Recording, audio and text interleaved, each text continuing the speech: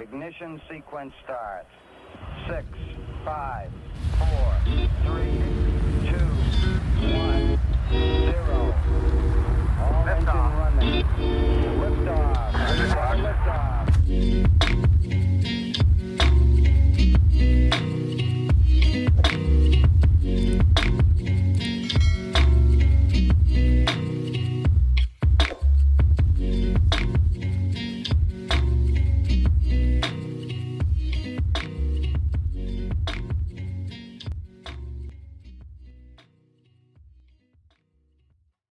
What is up, guys? Hunter Klein here, bringing you this week's episode of Interplanetary Monkeys. You guys know the deal.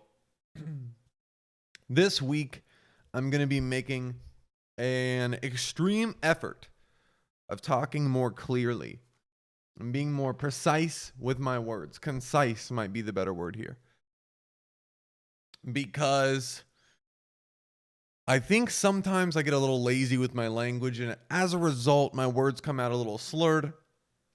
And things like this, you don't really get exposed to, you're not very aware of unless you listen to yourself talk, watch yourself speak, watch a recording back. Now, most of us, I feel, don't get this opportunity. And if we do have the opportunity, don't want to take it because it makes us uncomfortable. And I understand. Very common. We're very critical of ourselves, watching ourselves perform, speak, talk. We find the little problems, the little things that bother us, and we hyper-focus. But last week, I spent a little time going back through some episodes. The reason I did is because a lot of people gave very positive feedback on episode 78. I had a lot of people reach out and say they enjoyed the episode. It was special to them. It made them feel this. It made them do this. And to be honest with you guys, these episodes are so casual at this point. They're so a part of my life that I forget what I talk about in them. When someone references episode 63 and they give me the title, I have no idea what we talked about. Even last week's episode, I truly cannot recall the topics we went over. Okay, I can think about what happened in my life last week and generally use that as I can use deductive reasoning and be like, oh, okay, I probably talked about this, this, and that. But as far as recalling past week's topics, I generally forget. My point is, that was all a long-winded way of me saying that I listened to myself speak last week and it wasn't the best. Okay, I wasn't very happy with the way I articulated some things, and I thought I was becoming a little more lazy, I would say. I would say lazy is the correct term here. Okay, I'm not really sure why we just talked about that. I'm not really sure why I spent so much time on that, but here we are. Welcome back, episode number 80. Happy 4th of July. At the time of recording, it is the day of 4th of July. Happy America. Shine on, red, white, and blue, yippee, all that stuff. And I now feel qualified to say that I hate this holiday. All right, I hate to be this guy. I dislike being this guy, this negative Nelly, but I truly do not enjoy this holiday. I feel like the 4th of July hype falls off once you hit the ages of 18, 19 years old or so. I'm not a big fan of loud bangs, and I've had some terrible experiences from my early days, college, late high school, of being hungover going into the evening while constantly being pestered by M80s exploding through my town, exacerbating the pain of my headache. That's truly the most powerful memory I have of 4th of July, and I think it creates this like negative feeling anytime I think about the experience. Okay, it's not good. The horror stories you hear of people spending thousands of dollars on fireworks, there's just, again, once we get into early adulthood, once you grow up a little bit, you don't have kids, I truly don't see the excitement in the holiday. Okay, if you have a group of friends and it's an excuse for you guys to go get drunk because you have Monday off, rock on, family. But other than that, the actual true traditions of the holiday I don't find entertaining whatsoever. So I'm going to spend mine getting some work done at home in figuring my life out. Now, if you are above the age of 21, you don't have kids, and you are spending over $500. Now, let's pull it back. If you're spending over $400 on fireworks, I think we need to reevaluate our lives. I think we need to reevaluate where we find joy and entertainment in our lives, because I think this is too much. Again, I hate to bash what people get joy out of. Do you? If it's fun for you, if it's great for you, go ahead, pal, do your thing. But there's a lot other cheaper, more entertaining, more rewarding things out there to spend your money on. Again, this is kind of a really bad statement. It's too generalized, right? For one person, $400 means the world. For another, $400 is a drop in the bucket. So I think we should just readily evaluate as young adults how much we're truly spending on things that go boom and last a short period of time. Again, I sound like the holiday hater. And this is just a problem for me. I don't know why I've been plagued with this mindset, been spawned into the human experience with this mindset, but I am terrible at celebrating events and days. And it sounds crazy, and every time I talk about it, I sound like a narcissistic asshole. But holidays, birthdays, all these things seem very unimportant to me. For whatever reason, my brain doesn't register them very well. I'm not good at remembering birthdays. I'm not good at getting in the mood to celebrate holidays. It just seems weird. Okay, it just seems weird. And as a result, my last 2 birthdays, I haven't done anything for. I haven't even celebrated. And it doesn't feel weird at all. When I mention that, people say it's depressing, but I don't really think it is. Now, could I put a little more effort and got some joy out of those days? Probably. But I don't know, guys. My brain is just it's too, I don't know. I don't want to say real because that sounds egotistical. It boils down life too much. And as a result, I tend to not assign as much meaning to arbitrary things. But whatever, guys. Whatever. This week,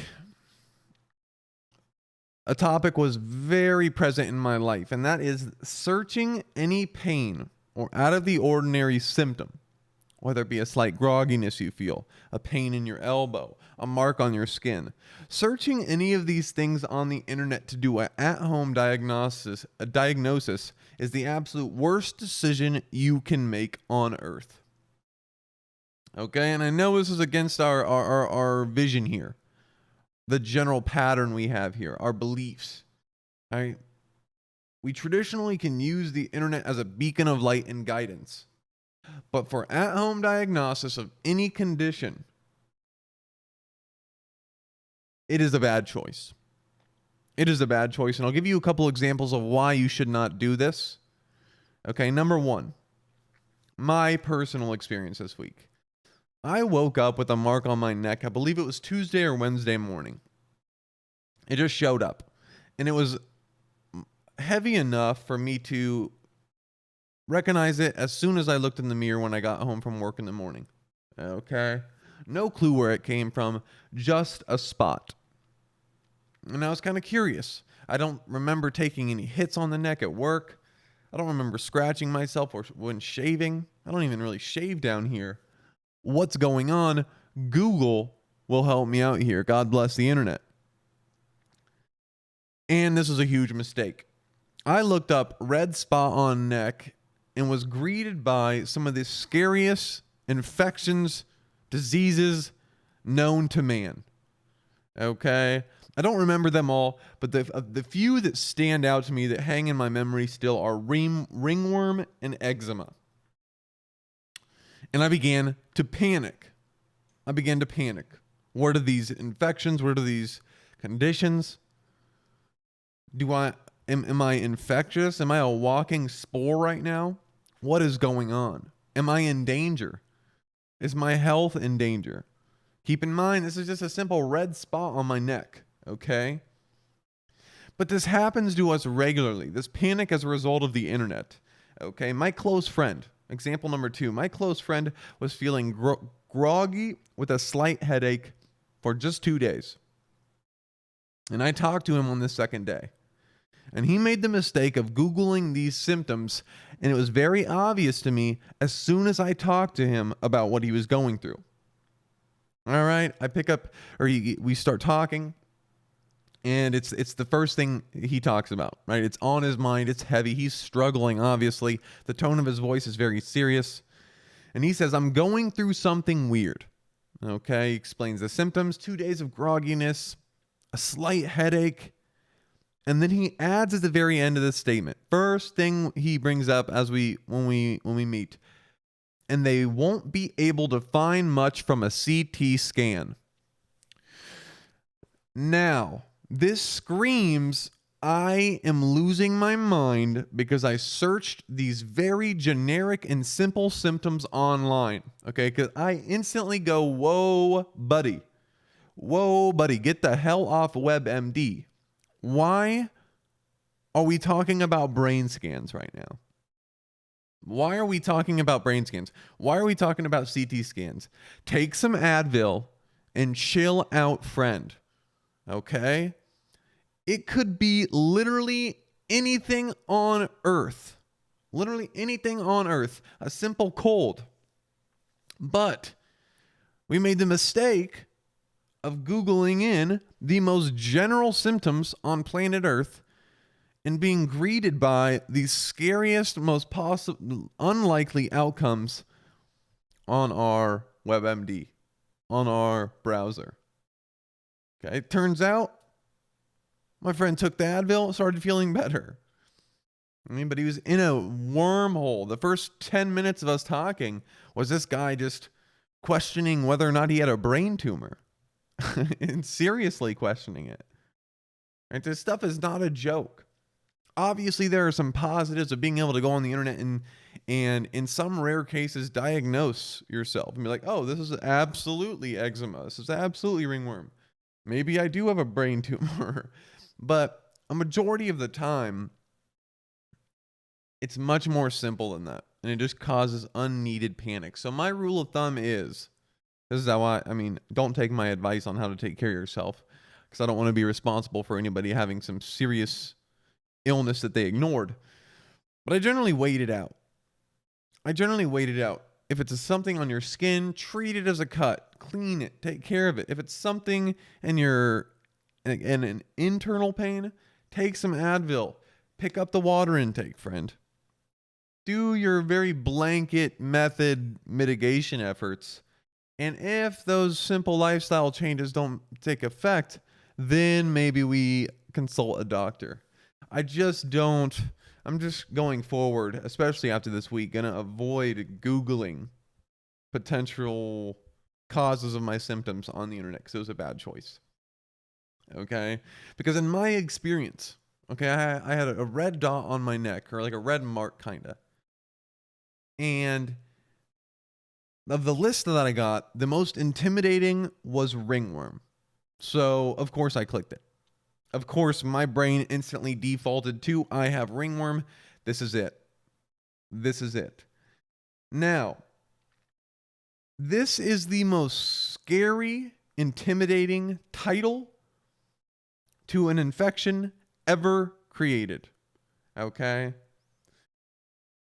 I search, okay, I have a red dot on my neck. What is it? Ringworm, eczema, two big things that pop up. Okay, my brain instantly defaults to, there are worms crawling inside my body. It's over. It is over. We can't go to work. And I instantly feel incredibly uncomfortable in my skin. So, of course, I investigate. I go down the wormhole of I go down the loophole of WebMD. It spreads. It's very contagious. It will grow if not treated. But it's actually not a worm. Now, who in their right mind would give something this turns out, I should know, it turns out it's not a serious infection at all. It can, and you rarely ever go to the doctor for it. You just get some cream and put it on the spot because it's not a worm. It's just like a bacteria on the skin. Who on the earth would give something so simply treated, something so generic and popular to the public, such a crazy and intimidating name? Absolutely terrifying. Okay? Absolutely terrifying. Turns out that I did some more searching, and ringworm is essentially the same thing as athlete's foot, I guess, but just on your body. I'm not really sure why the hell, bottom line, why the hell would you name a casual infection a ringworm? It sounds like something you have to pull out of your skin. It's absolutely terrifying, and I'm actually like kind of very uncomfortable right now talking about it. But back to my specific case, we treated our spot like a general cut. And we wash it every day, put Neosporin on it, let it heal, open it up, and we're all good now. So I panicked for probably around 5 to 6 hours for absolutely nothing. It kept us busy, and it was somewhat entertaining, I guess. You could spin it that direction. But it was ultimately a waste of time. Why? Because we went and searched the sickness online. Big mistake, friends. Big mistake. All right. Now, recently, a big topic of ours has been dating apps. Okay, and I am actually coming around to the idea of these. Now, it is very well known. I'm notorious for shitting on dating apps. I've done it for years. It's very well documented on the podcast. And don't get me wrong. There's a high potential for scumminess, and these apps can be a bit of pity despair. They can be a little scummy. But again, it is what you make it, I think. It really is what you make it, and you can meet great people on here. You really can, especially for a person in my situation. It's very useful.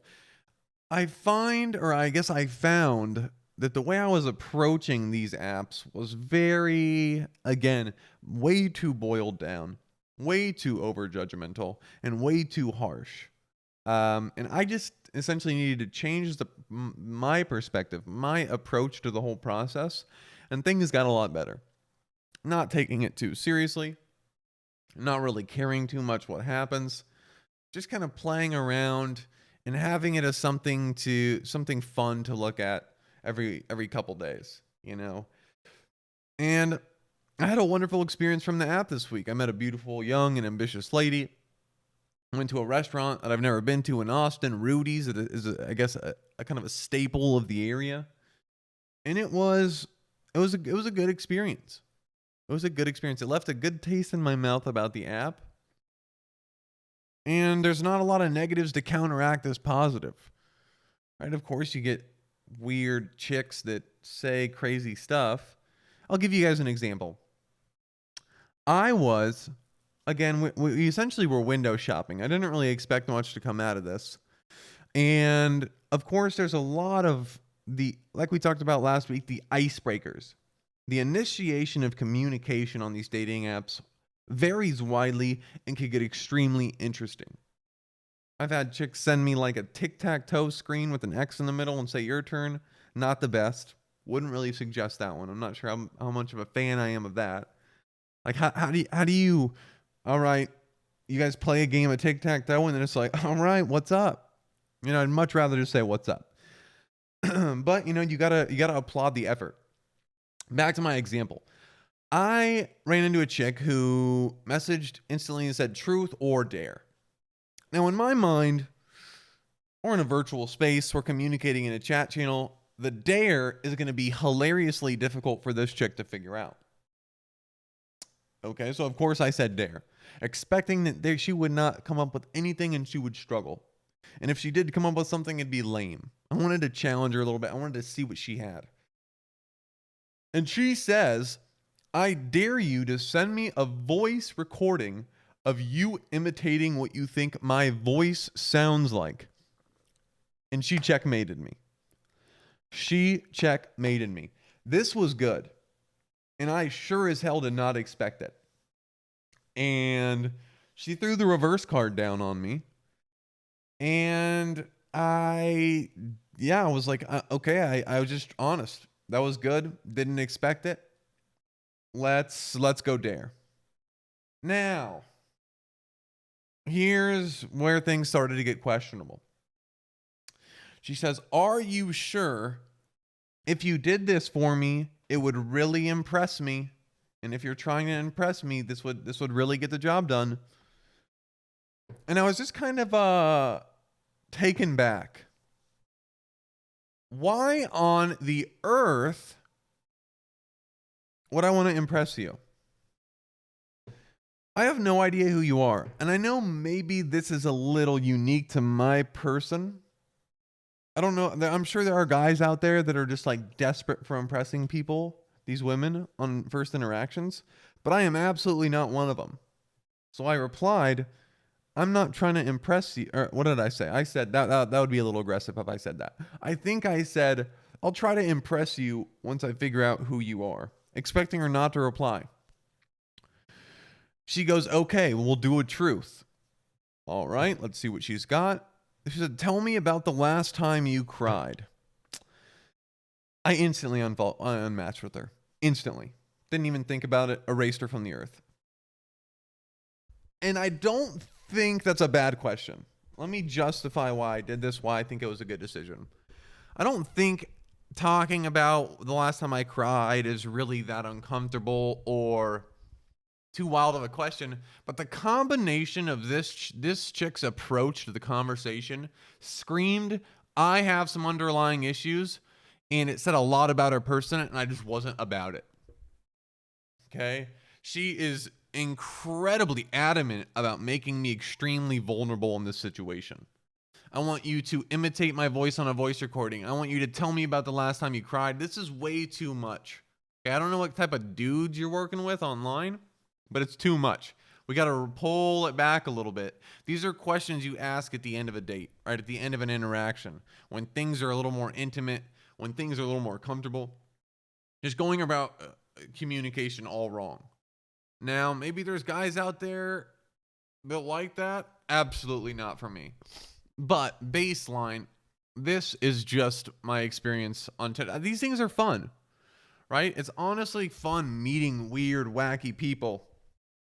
Just the large variety of humans you can meet on these apps, and the large variety of methods you can run into. So we're doing it. We're doing the damn thing. We're exploring. It's made life a little more exciting. Again, I'm meeting people through the app. I guess mainly meeting one person. But it's cool. It's cool. My birthday's coming up. You know, maybe I'll have someone to celebrate this with for the first time in 3 years. That would be exciting. Right? That would be exciting. I'm not really sure, guys. I'm not really sure. We're getting through. Again, same thing every week. This is strictly what we're doing right now. We're not thriving. Okay, I'll say that 100%. We're not thriving. We're not the best we've been in a while. But we are getting through. I did not expect my early 20s to be this much of a grind. I really didn't. I thought I had put enough effort into school and in my grades, in my graduate program, in my life planning to be able to bypass this, to be able to avoid this scenario. But no, we were wrong, family. We were wrong. So we're down here in Texas struggling to make ends meet. Really, really grinding through life. But hey, I suspect that here in a couple years it will end, and it will make decent income. It will make a stable career that much more enjoyable. It's crazy how grass is always greener. This statement is so true. Living my life now and contrasting it with what life was like during graduate school is so hilarious to think about. The reason here is that I was just extremely unthankful and just very focused on the negatives of my lifestyle in graduate school when the life I was living was incredibly beautiful. I was making extremely decent income for a very little amount of work. And I had extreme freedom throughout my day to do whatever I wanted, work when I wanted, and essentially work from home. Go work out when I wanted, eat when I wanted, relax when I wanted. And I just wasn't thankful in the moment because I just had gotten conditioned to it. After 2 years, that's all I knew. And I suspect that this is the case with a lot of things we achieve or receive in life, whether it be money, whether it be a relationship. You can be grateful, but at some point, you just get conditioned. This is the new normal, right? This is the normal. And there's always something you're going to want to change, always a problem you're going to have, always a downside of whatever you're doing or involved in. And it's just, I wouldn't say it's a shame, but it's very interesting looking back on what aspects of that life I wasn't happy with. Because to be completely honest with you guys, I would prefer that old life over the schedule and work schedule and just the life I live now. Again, is this the same perpetual cycle? The grass is always greener cycle. It's very possible that if I went back to graduate school, I would want to be back in work. I'm not very easily put in a thankful situation, I guess, at this point in life. What is our key to happiness? What is it that we're missing? What is it that we need to be able to sit back in our chair at the end of the day and say, holy shit, life is great right now? I am not sure. Guys. We're looking for it, though. We are searching for it hard. We are putting in as much effort as we can. And I'm curious how many other people are in the same situation as me. I've had a lot of talks with friends, close ones, about this outlook on life, this idea that we're kind of searching for more. If you listen to the podcast regularly, you can see the trend that we're not very content. And when we do get to a point of content in life, it quickly passes and we're always looking for the next thing. And I had a talk this week with this girl that girl that I met on Tinder that we were at Rudy's with about it not being very common. And I am generally curious how common this is. There are a lot of people that don't need anything extra. They don't need to chase anything. They can work a job at Kinko's from Monday to Friday, not really think about what the next step for them is, and enjoy their weekends with their friends downtown. There's something simple about this. I don't want to say that it's depressing like I used to in the past, because it's all relative. You do your life. But I am very curious how common us kind of need more, want more, push forward people are. I am very, very, very, very curious. Because it's hard for me to relate. It's hard for me to be around these type of people, to be honest with you. Not in a negative way. It just doesn't really vibe with me. It kind of brings me down. It makes me very sad and bummed out. I don't want to be around it. I feel like it's almost an infectious outlook. I'd rather isolate myself with crazy dreams and aspirations than be around other people that don't have anything, because it will slowly drag me down. I've felt it in the past. I have felt this. They say, who are you going to be in 10 years? Show me your friend group. But I have felt this content spread into me like a virus when you're around certain groups of people. And it's just a very interesting thing to me. It is a very interesting thing to me. This conversation of how do I say this? Who are you going to be in 10 years? Show me your friend group.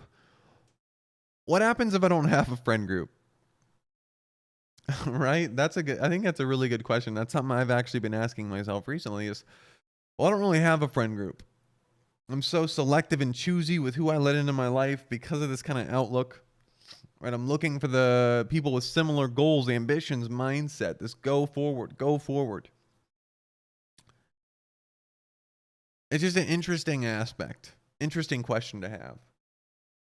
So, I don't know, guys. I suspect that a majority of the people that end up actually sticking around the podcast do share this mindset. Otherwise, it would be kind of a weird bummer to be around, to be in IP Monkeys every week, right? Generally, people that aren't motivated don't like to listen to motivated people talk because it makes them feel like shit about themselves. So I suspect that a lot of you share the same mindset. Otherwise, it would be a really weird experience on the podcast. So I hope you guys are all doing well.